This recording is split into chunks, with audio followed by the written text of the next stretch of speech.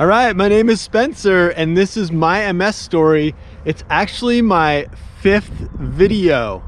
I originally posted a my MS story video like right after I got diagnosed. I know a lot of people do that. You get diagnosed, you look on YouTube, you find these my MS story videos, and I just felt compelled to post my own at that point. And I gotta say, I watched that video before I was making this one. I thought I'd look back through my old stuff, and I was in rough shape. Emotionally, because I'd just been diagnosed and I was going through all that stuff, like talking to doctors and trying to figure out what to do, but also physically. At that point, I was having like exacerbations throughout the year, like multiple exacerbations. I was having eye trouble, issues with my sensation in my legs and all kinds of stuff. So right now, it's kind of a different deal. I am, actually I just cleared it. It's done. 4 years clear with no exacerbations. All right, so I mentioned that I haven't had an exacerbation in 4 years, and that's awesome. If you don't know a whole lot about MS, basically it's a disease where your central nervous system just gets chewed up. Your brain and your spinal cord, not the whole thing, but the fatty tissue on the outside, the myelin. Basically, I haven't had an exacerbation in 4 years, which means I haven't had like a big flare up where something's gone wrong. Exacerbations with MS, you know, you get some damage in your brain, some damage in your spine, and you can't move something. You've got like horrible sensations of like hot and cold or pain, tingling, all that stuff.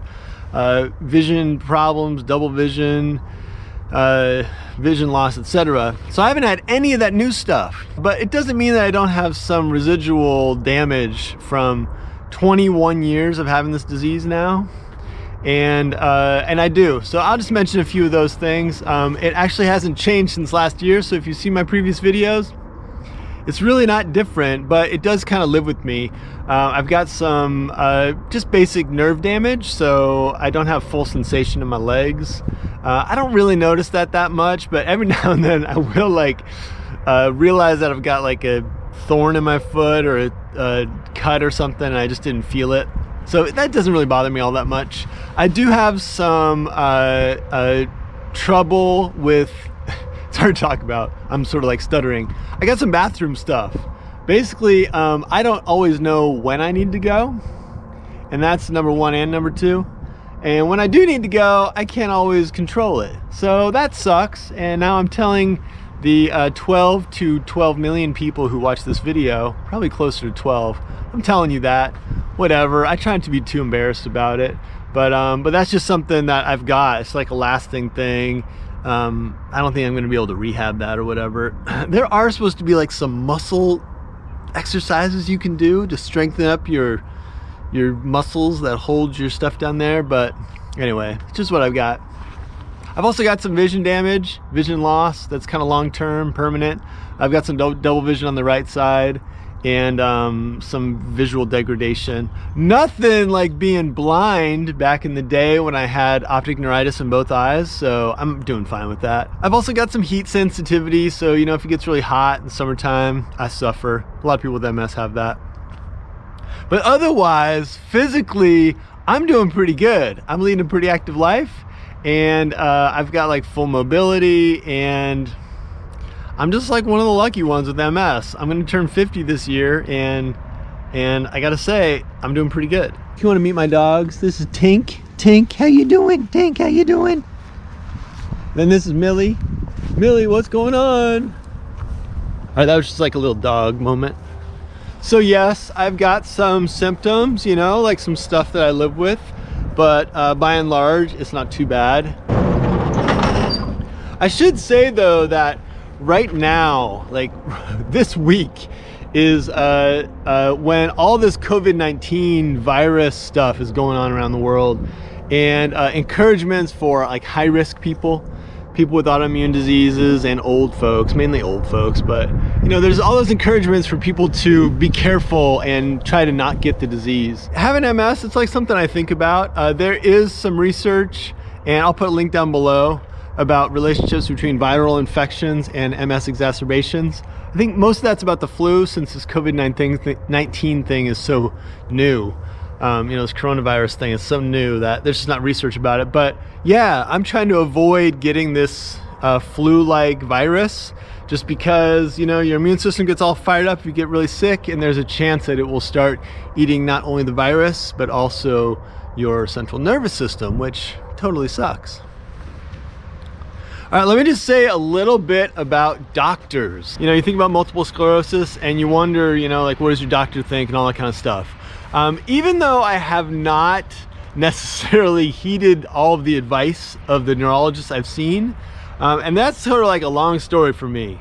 In my original video, I talked about how I was misdiagnosed with this disease for like 10 years. And it took me, I think, 17 years before I was finally diagnosed with MS. So I've got like a healthy dose, I think it's healthy, dose of skepticism about the medical establishment as it relates to multiple sclerosis as a disease. And I've talked about that in other videos. But anyway, I still keep going to the doctor just to see what they think. And I have been getting scans, MRI scans of my brain, upper spinal cord and lower spinal cord every year. It's a big procedure. It takes a long time in the tube, in the MRI scanner, but I've been doing it just to get more information. Even if you don't have an exacerbation that you know about, you can have increased lesions in your central nervous system. And the other way around, you can actually have exacerbations and no visible lesions. But anyway, I just wanted to know what the scans say. So I keep doing a scan every year, and so far they've been really good. This past year, the neurologist who read the report wasn't my normal neurologist. She thought there was a little bit more activity in my brain from the previous year, but that didn't freak me out too badly since I've been doing pretty well. I don't have brain fog or big fatigue issues or anything like that. Anyway, I have been going to the doctor, but I'm not on any disease-modifying therapy. I'm not on any drugs for MS, and I'll tell you why. All right, so here's the deal with the drug thing for me. I know that for a lot of people, taking disease-modifying therapy is working out for you and the way to go, and I totally respect that. Like, everyone's got to make their own decision through this disease. This is a wicked freaking disease. It will knock you out, leave you paralyzed, fuck with your brain, etc. And I'm not gonna tell anybody what to do. I have not taken a course of drugs. I haven't been on any of the drugs for a bunch of different reasons. I did some research early on and they didn't seem very promising to me. Like, I wasn't seeing great numbers. Like, this disease modifying therapy is 99% effective with no side effects. I just didn't see anything like that. If you've done the research on the drugs, you know that on average, none of them are that good, but some of them for individuals are wonderful. Anyway, I'm not on the drugs, but what am I doing to treat multiple sclerosis? I'm not just letting it run wild. And I have gone on a 4-year remission now. And before that remission, man, I was getting exacerbations fast and furious. So I'm doing exactly what I started doing 4 years ago. It has not changed. I'm on an anti-inflammatory diet, pretty much like a hybrid of the Wahls Protocol, the Best Bet diet, and George Jelinek's Overcoming MS, OMS diet. So I'm on an anti-inflammatory diet. I work really hard to keep my stress down. I try to go to bed and wake up at the same time every single day, get a lot of rest. I don't drink alcohol. I only drink water. What else? I stay cool in the summer. I work really hard to stay cool in the summer, not overheat. And in the winter, I also work hard not to get too cold. So I try to stress my body as well as my mind. And then the last thing is that I exercise every day. Walk every day and do not overkill exercise. Like, I think for me, having MS, I don't want to stress my body out with too much exercise. So I do body weight training and I'm active every day, but at the same time, I don't overdo it to the point where I'm like really sore after a hard workout or anything like that. Anyway, that's how I treat MS. It's kind of like a natural approach. It kind of freaks me out not to be on drugs because I don't have that reassurance of the medical establishment behind me. But man, at this point, 4 years without an exacerbation, and I'm convinced that what I'm doing for me, like for this guy, is really working out. All right, I'm just gonna say one last thing before I wrap up this 5th installment in my MS story series of videos I've been posting on YouTube, one every single year. Last thing I'll say is just that even though I keep saying that, you know, like physically things are pretty good for me, and they really are, like I feel really fortunate. Like I said, I'm turning 50 this year, and I'm able to exercise, and I've got most of my brain power, at least it seems like I do, and all that kind of stuff. MS continues for me to be a big psychological challenge, like a challenge of the mind more than a challenge of the brain. And I think I've mentioned that in a previous video as something I was struggling with, and dang it, if, you know, all these years later, I'm still struggling with it.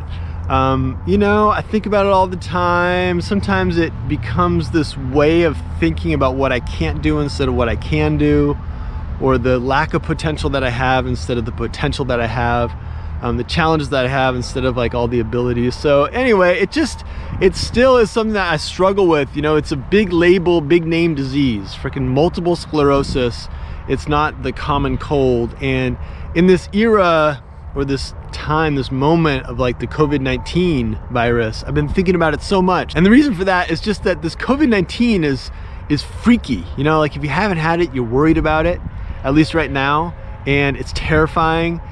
A lot of people say when they get it, it's not that bad. Other people say it's horrible. MS has a big name associated with it. It's terrifying as well. In fact, if I look at my experience, like my actual life as someone with multiple sclerosis, not that bad. I mean, I've had some hairy exacerbations, but they've mainly cleared up, and I only have a limited number of residual impairments that I get by really well with. So the reality of multiple sclerosis for me is probably not as bad as it is in my mind, and that's still something I'm working on. Anyway, thanks for checking out my MS story. This is an ongoing thing. I put up a video every year, and I'm gonna do it again next year. March 2021, I will be posting again.